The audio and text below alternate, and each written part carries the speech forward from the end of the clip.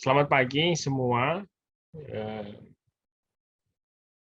Pada pagi hari ini, saya coba memberikan pemaparan mengenai digital economy in hospitality, sebagaimana yang diberikan kepada saya. Nah, tadi pagi atau sebelumnya kita sudah mendengar paparan yang cukup detail dari Pak Sentot. Saya mencoba untuk melengkapi dari pemaparan yang lebih makro secara lebih general untuk melengkapi, mudah-mudahan bisa melengkapi gambaran dari apa yang telah disampaikan oleh Pak Sentot. Mungkin sebelumnya saya coba memberikan introduction, pendahuluan. Ada satu cerita mengenai Waldorf Astoria. Itu pada tahun 1800-an ceritanya di satu kota di Amerika, di Philadelphia. Sekali waktu ada, mungkin waktunya kira-kira akhir tahun seperti sekarang, itu di mana di sana itu sedang musim dingin. Jadi ketika di mana pada waktu itu ceritanya cuaca sedang buruk di luar, ada satu pasangan keluarga yang sudah cukup tua itu masuk ke satu hotel untuk mencoba mendapatkan kamar penginapan. Namun sayangnya rupanya pada saat itu kamar hotel itu penuh semua dan kondisi di luar juga sangat dingin sekali karena sedang cuaca buruk, sehingga sangat disayangkan kedua atau pasangan ini itu tidak bisa mendapatkan kamar. Jadi kita bisa bayangkan tahun 1800-an itu mungkin bisa dibilang teknologi belum semaju sekarang. Sebagian besar itu kemungkinan kalau istilahnya sekarang itu tamu walk in gitu ya. Jadi langsung datang aja ke hotel, ternyata hotelnya penuh begitu. Nah, namun melihat kondisi seperti itu, gitu, ada satu pegawai di hotel tersebut yang mungkin melihat kasihan begitu terhadap pasangan ini, kemudian menawarkan kepada pasangan ini. Dikatakan di dalam cerita tersebut, ini karyawannya itu posisinya posisi clerk. Gitu. Jadi posisinya di frontliner, istilahnya di posisi staff begitu. Dia menawarkan apartemennya atau rumahnya kepada pasangan ini dan mengatakan ya mungkin ini tidak sebagus kamar hotel, tapi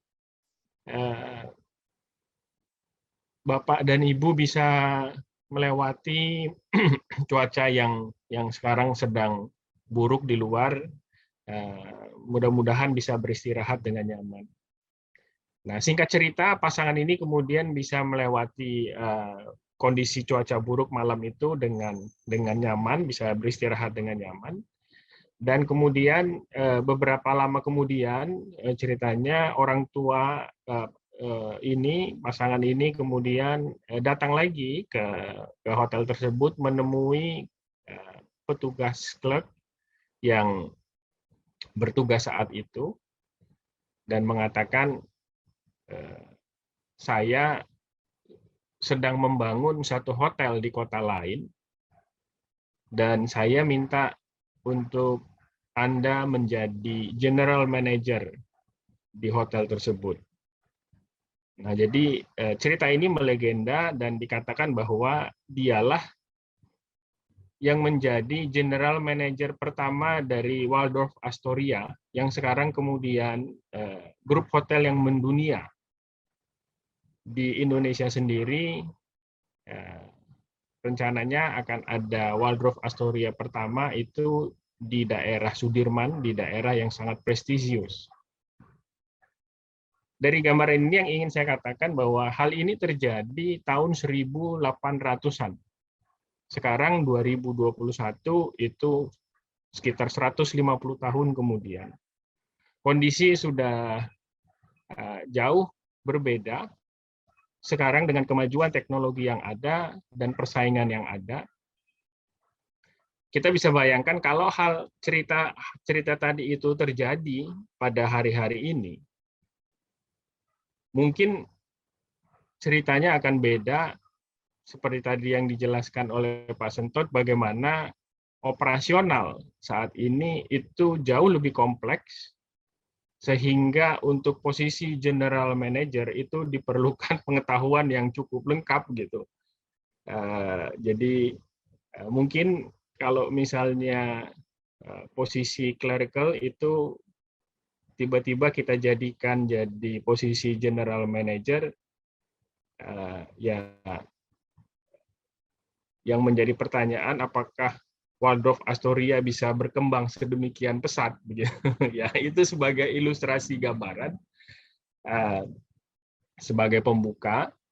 Nah, mungkin saya coba sampaikan mungkin gambaran sekilas apakah sebetulnya operator hotel itu, gitu kan. Operator hotel adalah salah satu institusi badan usaha yang mengoperasikan suatu hotel atas nama pemilik. Biasanya itu ada satu kontrak kerjasama yang dilakukan antara pengelola, gitu, manajemen hotel dengan pemiliknya. Kenapa sih hotel operator itu diperlukan? Gitu, mungkin itu ada satu pertanyaan, gitu kan? Karena mengoperasikan hotel itu memerlukan pengetahuan yang cukup spesifik, spesialis karena kompleksitas dari aktivitas yang diperlukan, baik dari aspek internal, jadi untuk penyiapan dari akomodasinya itu sendiri, maupun yang terkait juga dengan pihak-pihak yang eksternal, penjualan gitu kan, dan para supplier gitu kan, banyak sekali, sehingga diperlukan ada pihak yang konsentrasi untuk mengurusi operasional hotel. Hal ini juga terkait dengan bahwa umumnya pemilik hotel itu mempunyai usaha lain yang menjadi istilahnya bisnis utamanya, sehingga pemilik itu tidak bisa mencurahkan waktu full time 100% untuk mengurusi propertinya tersebut. Oleh karenanya sangat logis bila kemudian pemiliknya itu mencari pihak lain yang spesialis di bidang operasional hotel. Hal itu dengan kondisi ini kita bisa pikirkan bahwa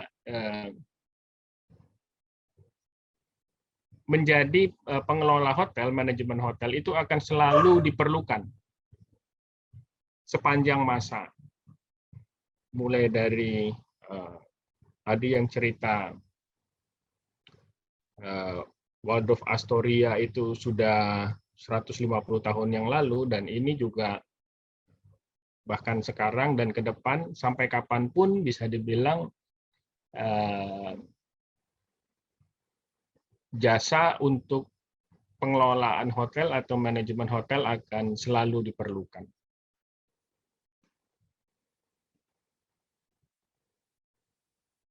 Ketika kita bicara mengenai digitalisasi di bidang operasional hotel, ada beberapa hal yang saat ini sudah berevolusi atau berubah dibanding cerita yang tadi saya sampaikan 150 tahun yang lalu, di mana hampir semua aspek dari operasional hotel itu dilakukan secara konvensional. Pada saat ini teknologi sudah berkembang sedemikian jauh sehingga banyak sekali aspek dari operasional hotel itu yang sudah istilahnya digitalisasi atau berkembang dengan bantuan teknologi atau software. Saya coba jelaskan di sini beberapa aspek yang sebenarnya tadi sudah dijelaskan cukup detail oleh Pak Sentot, namun saya coba untuk menjelaskan dengan kata-kata yang sederhana, sehingga mungkin bisa didapat satu gambaran yang umum. Pertama, PMS itu singkatan dari Property Management System. Itu adalah satu software yang dikembangkan di dalam untuk pengoperasian hotelnya, sehingga dia akan menjadi atau akan memberikan panduan untuk hotel itu beroperasi. Jadi gambarannya adalah kalau misalnya mungkin sebelum ada software ini, segala sesuatunya itu dicatat secara manual. Apakah itu penjualan, ataukah itu tamu datang, begitu kan, check in, check out, istilahnya, semuanya itu dicatat secara manual. Namun sekarang dengan adanya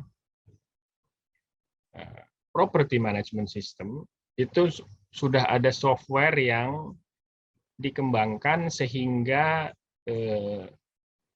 pencatatannya itu akan bisa dibilang itu tercatat secara sistem. Tercatat secara sistem. Kemudian ada namanya Central Reservation System. Ini adalah juga semacam sistem atau software untuk mengelola reservasi yang datang dari berbagai jalur. Sehingga pencatatannya itu tidak lagi secara manual mengandalkan seseorang. Kemudian ada lagi sistem atau istilah namanya booking engine. Booking engine ini adalah satu software yang membantu untuk bagaimana Central Reservation System itu bisa berjalan dengan baik, sehingga ketika ada pemesanan kamarnya, maka software ini, sistem ini akan mencatat secara sistematis. Jadi mungkin kalau bisa coba digambarkan, kalau misalnya manual itu ketika ada orang yang mau memesan hotelnya, maka dia akan menghubungi seseorang mungkin di dalam hotelnya dan mengatakan akan memesan kamarnya pada tanggal sekian, sekian kamar, jumlah kamarnya berapa, begitu, dan kemudian orang tersebut akan mencatat. Nah, ketika itu mungkin yang pesan ada banyak, maka dia harus mencatat secara detail dan juga cukup rapi. Nah, ketika ada dengan satu sistem booking engine ini, maka proses tersebut tidak lagi dilakukan dengan mengandalkan manual atau orang yang akan mencatat, tetapi sistem itu akan mencatat dengan sendirinya. Pemesan itu tinggal mencantumkan semacam kayak form, data-data yang diperlukan, dan kemudian akan melakukan pencatatan secara sistematis. Berikutnya ada namanya channel management. Channel management ini juga membantu secara sistematis ketika penjualan itu dilakukan dengan berbagai macam jalur. Tadi kita dengar dari Pak Sentot itu ada namanya online travel agent, ada namanya itu website dari wholesale, dari travel agent. Di industri perhotelan sekarang banyak sekali jalur-jalur penjualan yang bisa dimanfaatkan untuk memaksimalkan pendapatan dari hotel. Oleh karenanya, karena begitu banyak jalur penjualan, kalau dikelola secara manual, maka bisa dibilang akan cukup menyulitkan. Oleh karenanya, ada sistem yang dikembangkan untuk membantu sehingga pelaksanaannya itu menjadi dengan dibantu teknologi begitu menjadi lebih sistematis, tidak mengandalkan personal.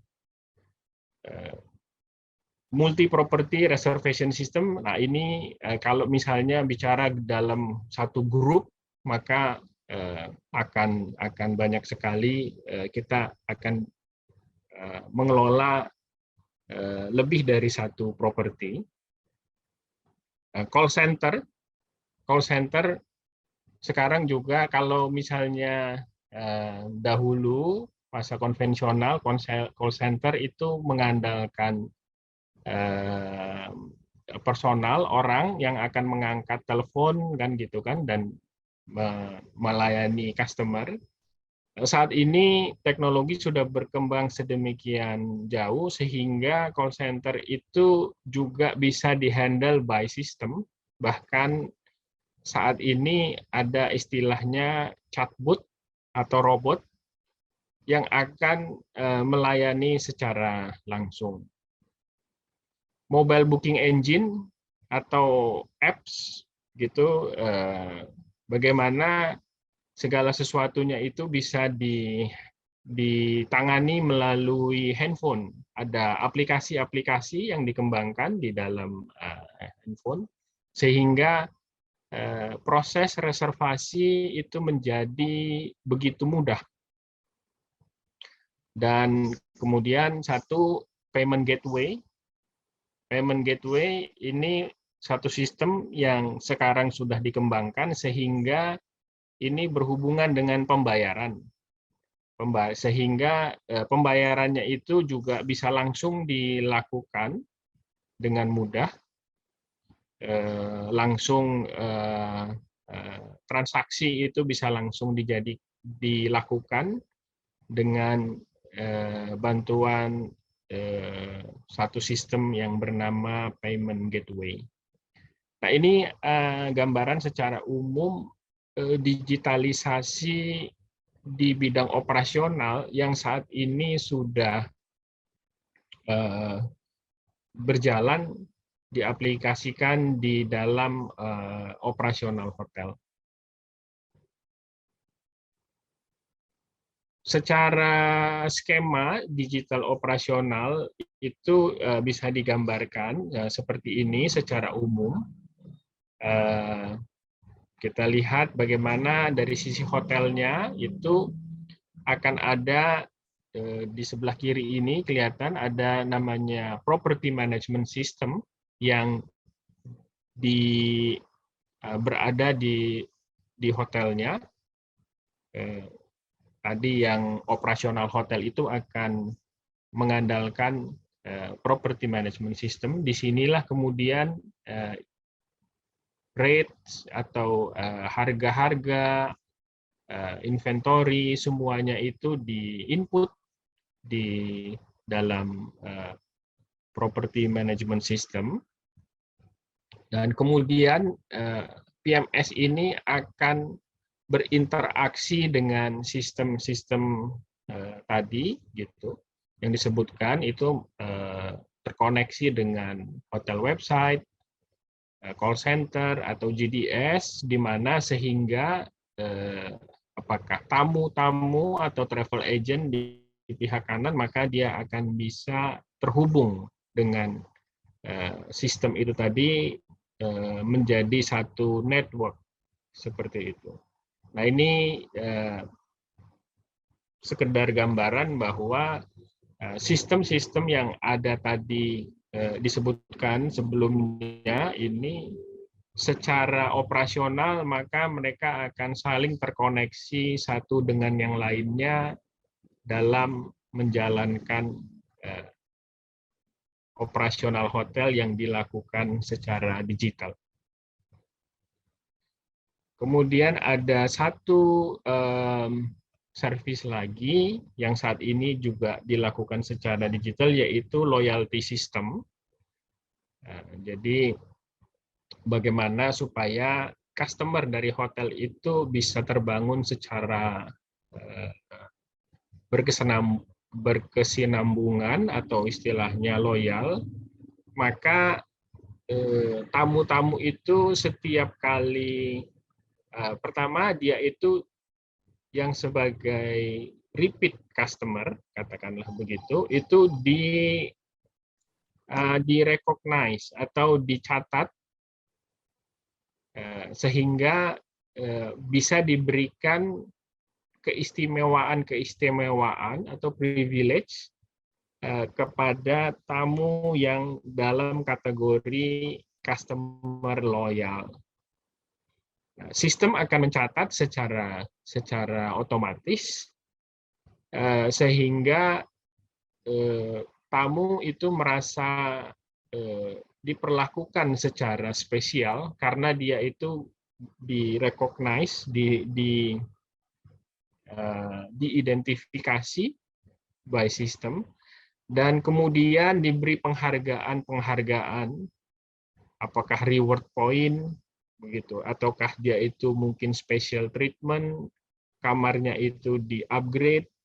Nah, itu semua bisa dilakukan dengan relatif mudah dengan bantuan dari sistem yang atau software yang sudah dikembangkan. Itu gambaran semuanya. Nah, mungkin ada satu pertanyaan, bagaimana sih prospek industri hotel Indonesia pasca COVID-19? Begitu. Ini memang kondisi yang ada sekarang itu, apalagi dilihat 1 tahun lebih terakhir, itu memang industri perhotelan sekarang ini bisa dibilang dalam kondisi yang memprihatinkan seperti itu. Namun bila kita bicara mengenai prospek industri hotel Indonesia setelah pasca COVID-19, ada 2 poin mungkin yang bisa menjadi pertimbangan kita bersama. Pertama adalah industri hotel ini sangat berhubungan erat dengan mobilitas. Ketika orang melakukan perjalanan atau mobilitas dari satu tempat ke tempat lain, maka hal tersebut akan menimbulkan kebutuhan untuk adanya satu akomodasi. Nah, memang terkait dengan pandemi COVID-19, hal inilah yang bisa dibilang tidak memungkinkan, karena dengan aturan-aturan ketat itu mobilitas itu menjadi tidak dimungkinkan. Hal ini yang sehingga kemudian bisa dibilang memukul secara signifikan, secara besar terhadap industri perhotelan, karena mobilitas dari customer-nya itu dibatasi. Namun bila kita pikirkan, kondisi pandemi ini kan tidak akan berlangsung selamanya. Sekarang aja kita sudah lihat bahwa dengan program vaksinasi, maka pandemi ini relatif sudah bisa dikontrol. Nah, jadi jika mobilitas itu bisa kembali dimungkinkan, maka secara tidak langsung impact-nya industri perhotelan itu akan berangsur-angsur pulih dan kembali ke kondisi sebelum pandemi. Ya, hal ini bisa memberikan gambaran kepada kita semua bahwa prospek industri perhotelan ke depan itu akan terus berkembang dan tidak akan pernah hilang. Nah, kemudian poin yang kedua, apalagi Indonesia ini adalah negara dengan wilayah yang cukup besar dan populasi yang besar juga. Dari Sabang sampai Merauke itu kita itu seperti kayak lebarnya benua Eropa. Bahkan kita punya 3 zona waktu Indonesia Barat, waktu Indonesia Tengah, dan Timur. Hal itu menggambarkan jauhnya rentang dari wilayah Indonesia dan juga populasinya yang begitu besar, sehingga domestic market kita itu sangat berpotensi untuk industri perhotelan. Jadi yang ingin saya sampaikan adalah untuk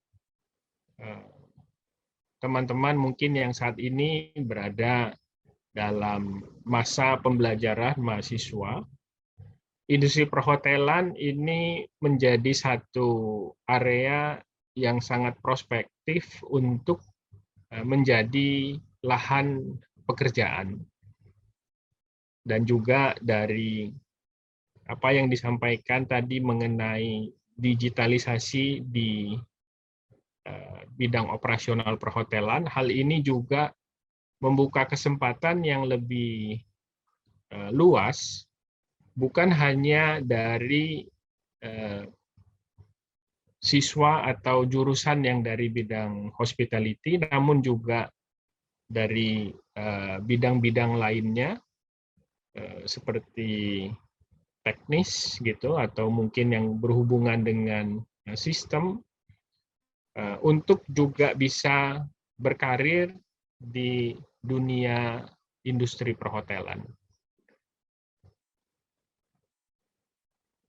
Terima kasih, mungkin begitu sekilas gambaran umum yang saya sampaikan mengenai digitalisasi ekonomi di bidang hospitality. Terima kasih Ibu Nina. Saya kembalikan.